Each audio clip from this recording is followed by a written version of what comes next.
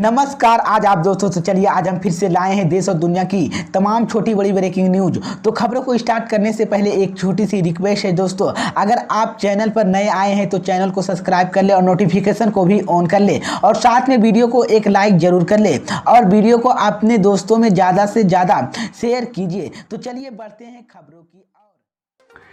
इसी बीच पर दोस्तों अगली खबर की ओर की दिल्ली मुंबई में 62 साल बाद एक साथ आया मानसून, अगले 48 घंटे में भारी बारिश की चेतावनी। जी हां दोस्तों, आपको बता दें ये बड़ी खबर सामने निकलकर आई दोस्तों। उत्तर पश्चिम भारत समेत लगभग सचमुच पूरे देश की तेज हवा और गरज के साथ मांझधार बारिश हो रही है। इसमें से तापमान की भारी गिरावट आई है और उसमें से भारी गर्मी से बड़ी राहत मिली है। राष्ट्रीय राजधानी दिल्ली और आर्थिक राजधानी मुंबई 62 साल बाद एक साथ मानसून आया है।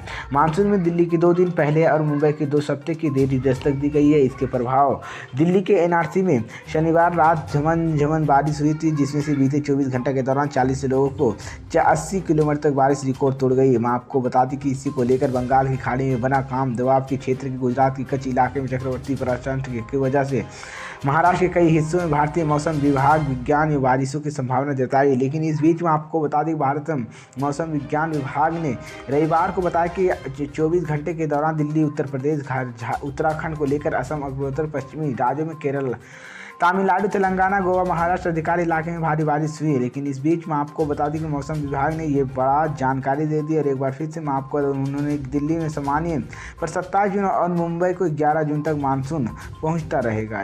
इसी बीच पर दोस्तों अगली खबर की और विपक्षी एकजुटता पर गरमाई सियासत। अखिलेश यादव बोले बीजेपी का सफाया तय, केशव प्रसाद मौर्य का पलटवार। जी हाँ दोस्तों, आपको बता दें ये बड़ी खबर सामने निकल कर आई दोस्तों कि आगामी लोकसभा चुनाव में बीजेपी को हराने के लिए विपक्षी दलों को एकजुटता होकर चुनाव लड़ने का ऐलान किया है, जिसको लेकर अब सियासत जंग तेज हो गई है। यूपी के डिप्टी सीएम केशव प्रसाद मौर्य की पटना के विपक्षी दलों की बैठक पर निशाना साधा और विरोधी दलों की एकता को संपत्ति बचाने की कायद की जा रही है।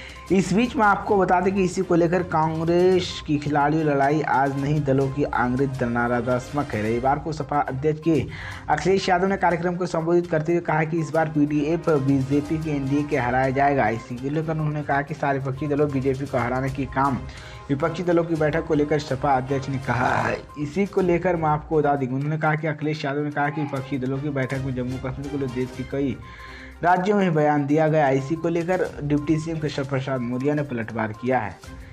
इसी बीच पर दोस्तों अगली खबर की ओर की धर्मांतरण पर सीएम योगी के बयान पर सपा सांसद का जोरदार पलटवार, कहा इनको देश की फिक्र नहीं। जी हां दोस्तों, आपको बता दें ये बड़ी खबर सामने निकलकर आई दोस्तों। उत्तर प्रदेश के मुख्यमंत्री योगी आदित्यनाथ नोएडा में रविवार को गेमिंग जरिए धर्मांतरण करे जाने के मुद्दा उठाया। इसी को लेकर स्तंभ समाजवादी पार्टी के सांसद शफीकुर बरक रहमान ने पलटवार किया। सांसद ने कहा कि इनको देश की सुधारने की फिक्र नहीं है, बल्कि इस बात में बलादमी मुसलमानों को बच्चे कैसे फंसे हैं। इसी को लेकर सांसद ने कहा कि देश के अंदरूनी भूखमरी, महंगाई, बेरोजगारी, लोगों के पास अपने बच्चे को पढ़ाने लिखाने के पैसा नहीं है, मगर इनको फिक्र है मुसलमानों को उनके बच्चों को फंसाने का है। मुसलमानों को जानबूझकर फंसाने की कोशिश हो रही। समाज को लेकर जागरूकता की जाए। लेकिन महापुरा इसी को लेकर कहा कि मगर पीएम मोदी नफरत की पॉलिसी बताकर देश को ऐसा नहीं बचा सकते। लेकिन उन्होंने आगे कहा कि हम मिटाने वाले हैं और हमें अल्लाह का हुक्म के जिस देश में हो रहा है वह वफादार बन रहा है और इस देश को बचाने के मुसलमान का जान माल व फांसी की लटकाकर कुर्बानी दी जाए। इसी को लेकर उन्होंने इसी बीच पर दोस्तों अगली खबर की ओर की बीजेपी नेता सिर्फ आरएसएस के लोगों से